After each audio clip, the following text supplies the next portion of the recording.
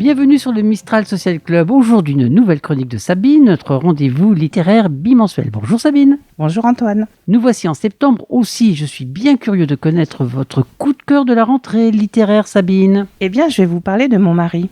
Sabine, votre mari a écrit un livre ? Mais non Antoine, mon mari est le titre du premier roman de Maud Ventura. Et je suppose que ça parle d'amour. Quelle perspicacité, Antoine. C'est en effet l'histoire d'une femme qui nourrit une passion dévorante pour son mari depuis 15 ans. Une femme qui possède maison, enfants, réussite professionnelle, mais qui se nourrit exclusivement de sa relation qui doit ressembler à celle des premiers instants. Un bonheur conjugal sans nuage, si je comprends bien. Eh bien, pas tout à fait, car du côté du mari, souvent, elle trouve qu'il ne l'aime pas assez en retour. Alors, méthodiquement, du lundi au dimanche, elle note ses comportements, ses réflexions, ses paroles, ses fautes. Elle dissèque, analyse, elle l'épie, elle l'espionne, elle échafaude des pièges, des punitions, elle le trompe. Une intrigue intéressante, Sabine ? Complètement. La tension monte au fil des pages de ce face-à-face conjugal, une caricature inquiétante de la vie de couple marié. C'est un roman original, dérangeant, servi par une belle écriture. Mon mari de Maud Ventura, aux éditions L'Iconoclaste, est en vente dans toutes les librairies. Sabine, on continue les entretiens avec les acteurs de la chaîne du livre. Aujourd'hui, vous avez rencontré Audrey Garzen, un auteur de notre région.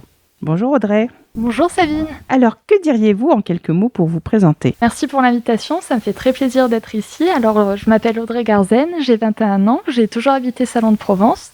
J'en suis partie 2 ans pour suivre des études en classe littéraire, en prépa littéraire à Lyon. Puis je suis revenue dans le sud de la France pour poursuivre mes études en anthropologie et en lettres classiques à la faculté d'Aix-Marseille, où pour cette rentrée, je vais intégrer un M2 de lettres classiques. Et parallèlement à mes études, j'ai sorti mon premier roman, Désillusions, aux éditions Le Roi Livre, qui est sorti en janvier. Alors, votre roman s'appelle Désillusions. Pouvez nous en parler un petit peu ? Alors, Désillusions, c'est le voyage poétique et le voyage initiatique de Samuel, qui est le personnage principal et également le narrateur du roman de l'histoire. Donc Samuel, c'est un jeune homme qui est misanthrope, assez désabusé, qui ne croit plus en grand-chose et qui est accablé par l'absurde de notre monde. Et la seule chose qui l'intéresse, c'est de contempler des œuvres d'art et de fumer ses cigarettes. Et c'est alors qu'il est en train de fumer l'une d'elles qu'il voit apparaître chez lui Gabriel, qui lui est tout l'opposé. Gabriel, c'est un personnage qui est très altruiste, très optimiste, quelqu'un de très lumineux. Et donc, à partir de cette rencontre, va commencer leur errance dans notre société. Donc, ça va être leurs 2 visions du monde qui vont se confronter. Et donc, ça se passe dans le monde contemporain, donc pas mal de thèmes d'actualité sont abordés. Et en quelques mots, les principales idées qui ressortent du roman sont des questions sur ce qu'est le bien et le mal, une interrogation un peu sur ce qu'est la justice.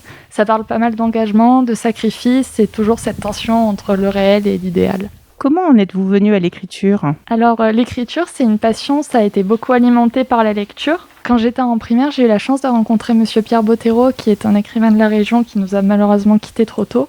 Et c'est lui qui m'a vraiment inspirée pour la lecture comme une voie pour développer l'imaginaire. Donc à la base, l'écriture, c'était vraiment un moyen d'exprimer l'imagination, la créativité.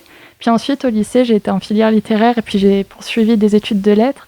Et de voir tellement de styles d'écrivain différents et aussi de différents styles d'écrire, tellement de visions du monde, de ce que cela peut nous apporter, ça m'a aussi incité à écrire pour voir l'écriture comme un espace, un lieu d'expression, pour faire passer des messages, des sentiments.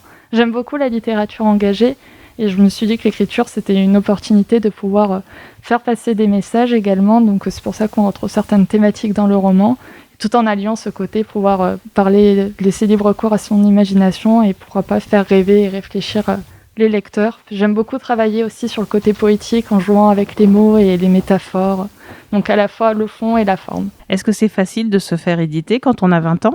Il faut oser se lancer. Pour être honnête, je l'ai surtout fait pour... Moi, j'aimais beaucoup écrire, c'était une passion, donc je me suis dit, on va essayer, mais j'y croyais pas trop.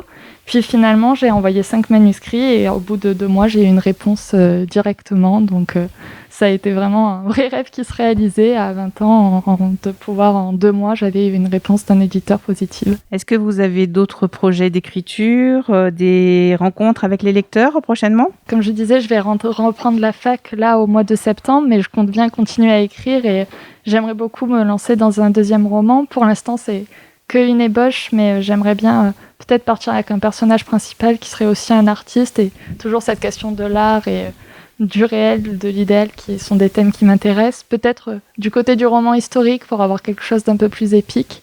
Merci beaucoup Audrey. Donc votre roman Des illusions est paru aux éditions Le Roi Lyre.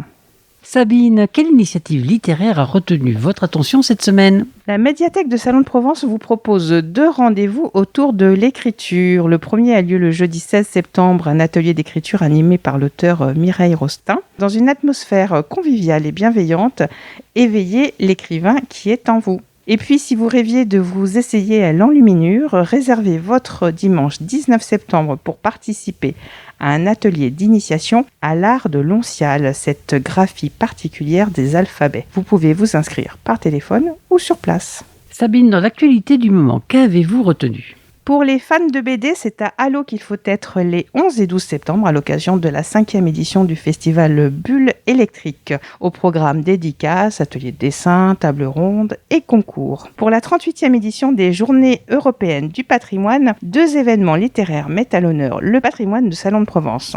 Samedi 18, la médiathèque de Salon vous invite à participer à un escape game sur le thème des savonniers, sur une idée originale de Pierre Gollon. Quant à la librairie Le Grenier d'Abondance, elle vous propose une balade numérique au cœur du centre historique avec l'auteur Anthony Lucchini.